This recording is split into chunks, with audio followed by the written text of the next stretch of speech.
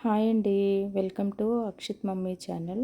ఈరోజు మనము ఐశ్వర్య దీపం లేదా ఉప్పు దీపం గురించి తెలుసుకుందాం. అలానే మనం కూడా ఐశ్వర్య దీపం అమ్మవారికి పెడదాము.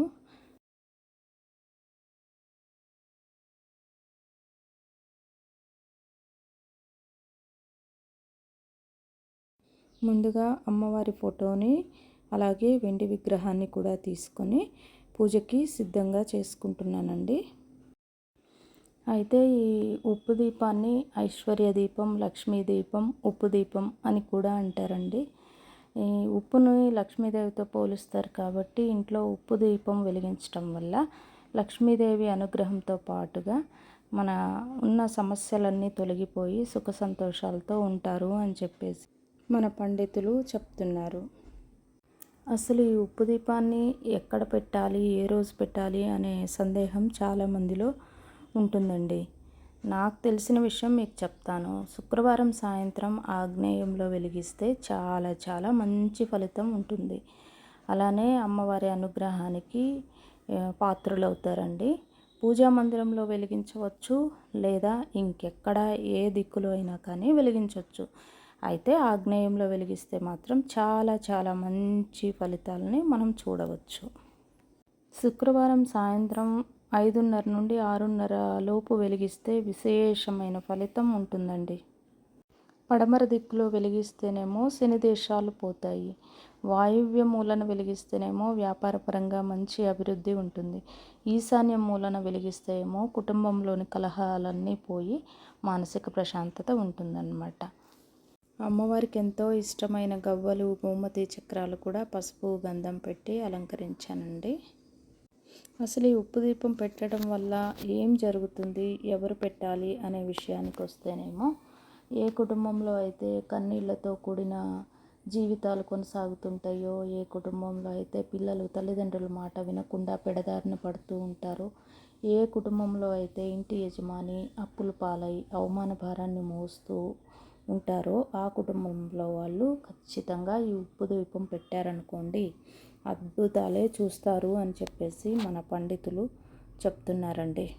అలాగే ప్రతి శుక్రవారం తప్పనిసరిగా ఈ ఉప్పు దీపాన్ని కనుక మనం పెట్టడం మొదలుపెట్టినట్లయితే ఇంట్లో ఉన్నటువంటి గ్రహ దోషాలు, నెగిటివ్ ఎనర్జీ ఇవన్నీ కూడా పోతాయి అని మన పండితులు, పురాణాలు చెప్తున్నాయండి. ఐశ్వర్య దీపం కోసం ముందుగా ఒక పెద్ద ప్రమిద, 2 చిన్న ప్రమిదలు తీసుకొని పసుపు, గంధం, కుంకుమతో అలంకరిస్తున్నామండి. పెద్ద ప్రమిదకైతే మా పాప అలంకరణ చేసిందండి.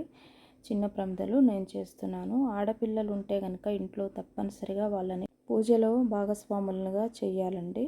అప్పుడే వాళ్ళకి మన విలువలు, సాంప్రదాయాలు, పూజలు ఇవన్నీ తెలుస్తాయని నా అభిప్రాయం అండి. ఐశ్వర్య దీపం కోసం ముందుగా సిద్ధం చేసుకున్న పెద్ద ప్రమిద ఉంది కదండి, దానిలో అయితే కల్లుప్పు వేసేసుకుందాము. కొంచెం పసుపు, కొంచెం కుంకుమ, అలానే గంధం, అక్షింతలు కూడా వేసేసుకుందామండి. చిన్న ప్రమిదల్లో ఆయిలు, ఒత్తులు వేసి దీపం వెలిగించి ఈ ఉప్పు ప్రమిద మీద పెట్టాలండి. దీపంలో ఒత్తులు రెండింటిని ఒకటిగా చేసి వెలిగించుకోవచ్చు. బట్ నేను రెగ్యులర్గా ఇంట్లో వెలిగించినట్టే 3 ఒత్తుల్ని ఒక ఒత్తిగా వేసి వెలిగిస్తున్నానండి. అలాగే దీపారాధన ఎప్పుడూ కూడా డైరెక్ట్గా మ్యాచ్ బాక్స్తో వెలిగించకూడదండి. ముందుగా ఏకహారతిని వెలిగించుకొని అప్పుడు ఏకహారతితోటి దీపారాధన వెలిగించుకోవాలండి. ఎంత సంపాదించినా డబ్బు మిగలకుండా ఖర్చు అయిపోతుంది అనుకునే వాళ్ళు ఖచ్చితంగా ఈ ఉప్పు దీపాన్ని అయితే ఇంట్లో వెలిగించి చూడండి.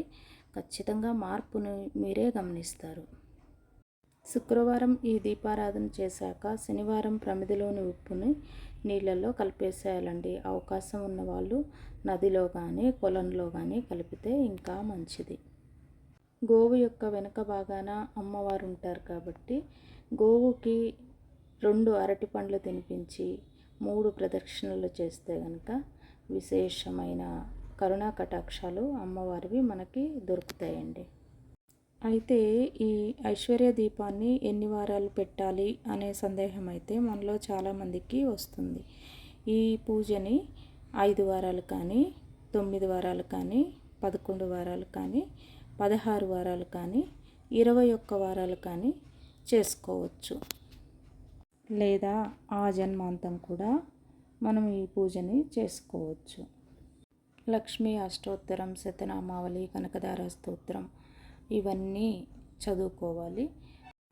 పాలు, పండ్లు, బెల్లం, పాయసం, పొంగలి ఎవరి శక్తి కొలది వాళ్ళు నివేదన చేసుకోవచ్చు. అమ్మవారికి బెల్లం పొంగల్ అంటే ఇష్టం కాబట్టి బెల్లం పొంగల్తో నివేదన చేసి మన కోరికను చెప్పుకుంటే సత్వరమే ఫలితం ఉంటుంది. మహాలక్ష్మి అనుగ్రహం కోసం మనం ఈ ఐశ్వర్య దీపాన్ని వెలిగించడం ద్వారా సకల సంపదలు చేకూరడం మాత్రమే కాకుండా అప్పులు తీరడం, వృధా ఖర్చులు తగ్గడం, సంపద చేతిలో నిలబడడం, వ్యాపారంలో అభివృద్ధి మొదలగు వాటిలో మనము అభివృద్ధిని చూడవచ్చు.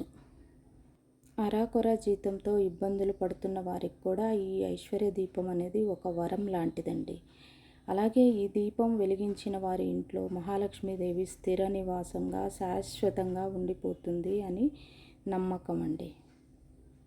ఈ ఐశ్వర్య దీపాన్ని నువ్వుల నూనెతో కానీ కొబ్బరి నూనెతో కానీ వెలిగించుకోవచ్చు. ఆవు నెయ్యితో వెలిగిస్తే కనుక విశేషమైనటువంటి ఫలితం మనం చూడవచ్చు. నాకు తెలిసిన విషయాలన్నీ ఈ వీడియో రూపంలో మీ ముందుకు తీసుకువచ్చాను కాబట్టి ఈ వీడియోని ఎక్కడా స్కిప్ చేయకండి, మొత్తం వీడియోని చూడండి. అలాగే ఇప్పటి వరకు మన ఛానల్ని ఎవరైనా సబ్స్క్రైబ్ చేయనట్లయితే కనుక ఇప్పుడు వెంటనే వెళ్ళిపోయి సబ్స్క్రైబ్ చేసేసుకోండి. అలానే బెల్ ఐకాన్ని ఆన్లో పెట్టేసుకోండి. అలాగే ఈ ఉప్పు దీపం వెలిగించి తప్పనిసరిగా మీ అందరూ కూడా మీ యొక్క కోరికలన్నీ నెరవేర్చుకొని సుఖ సంతోషాలతో ఉండాలి అని మనసారా కోరుకుంటున్నాను. ముందు మనం త్రికరణ శుద్ధితో నమ్మి ఆ తర్వాత ఆచరిస్తే అది ఏ విధమైనటువంటి పూజ అయినా సరే దాని యొక్క ఫలితాలని మనము 100% పొందగలుగుతాము. ఈ వీడియో ఆద్యంతం మీకు కానీ నచ్చినట్లయితే please do like, share and subscribe. Survey జనా సుఖినో భవంతు.